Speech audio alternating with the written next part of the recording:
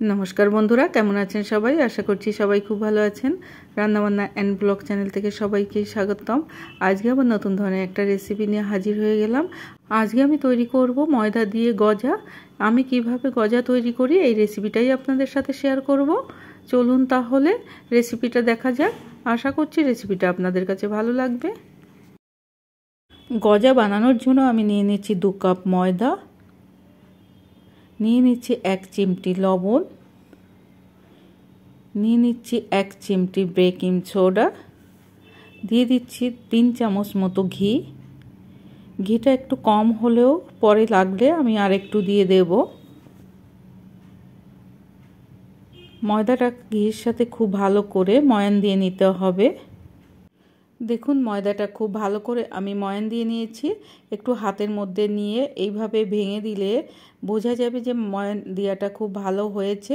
এরপরে অল্প অল্প জল দিয়ে আমি ময়দাটাকে মেখে নেব।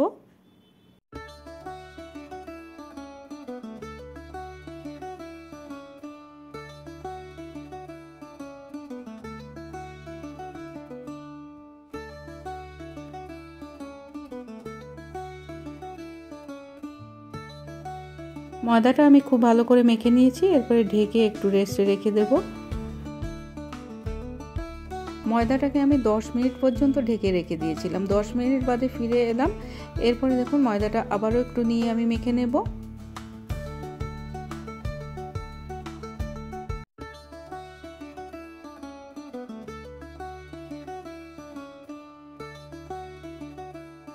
ডোটা আমি তৈরি করে নিয়েছি দেখুন।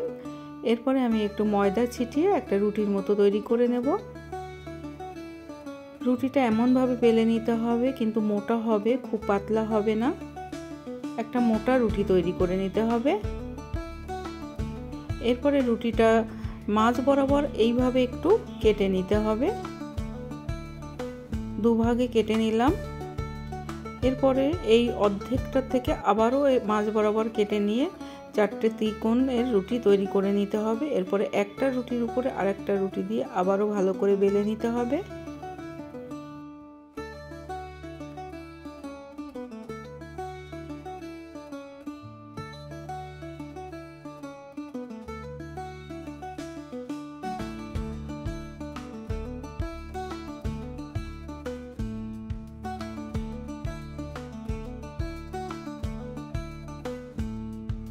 এইভাবে আমি 3-4 বার করে এইভাবে বেলে নেব।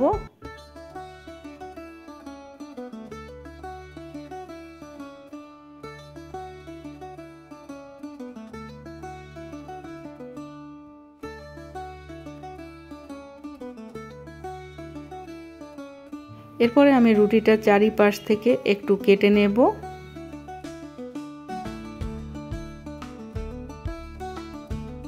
রুটির চারিপাশে আমি কেটে নিয়েছি।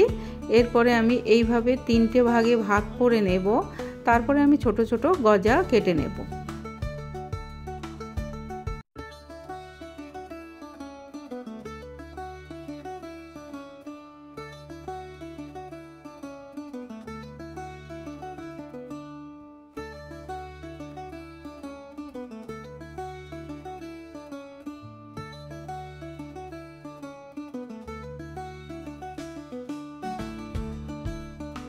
সবগুলো গজা আমি কেটে নিয়েছি। এরপরে আমি চিনি শিরা তৈরি করে নেব। দিয়ে দিচ্ছি 1 কাপ চিনি আর দিয়ে দিচ্ছি 1/2 কাপ জল। চিনি শিরাটা তৈরি করতে হবে 1 তারের। চিনি শিরার মধ্যে আমি সামান্য একটু ফুড কালার ব্যবহার করেছি।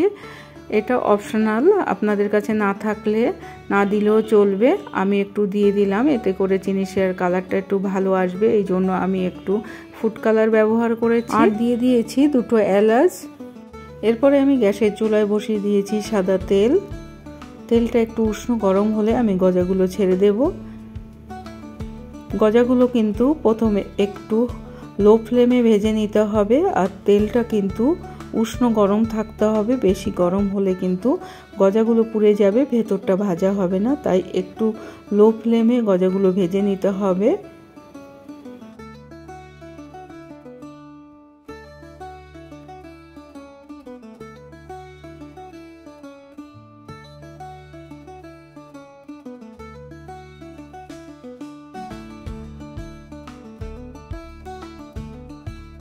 গজাগুলো আমি সোনালি কালার করে ভেজে নিয়েছি। এরপরে আমি এই চিনির শিরার মধ্যে দিয়ে দেব।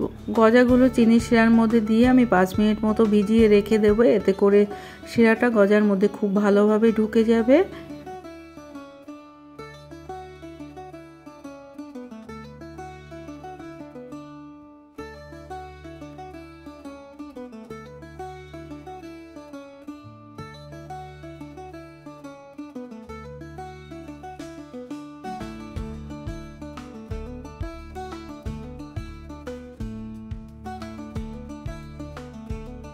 গজার রেসিপিটা যদি আপনাদের কাছে ভালো লেগে থাকে তাহলে কমেন্ট করতে ভুলবেন না। আর আমার সাথে থাকার অনুরোধ রইল। সবাই খুব ভালো থাকবেন, সুস্থ থাকবেন। ধন্যবাদ।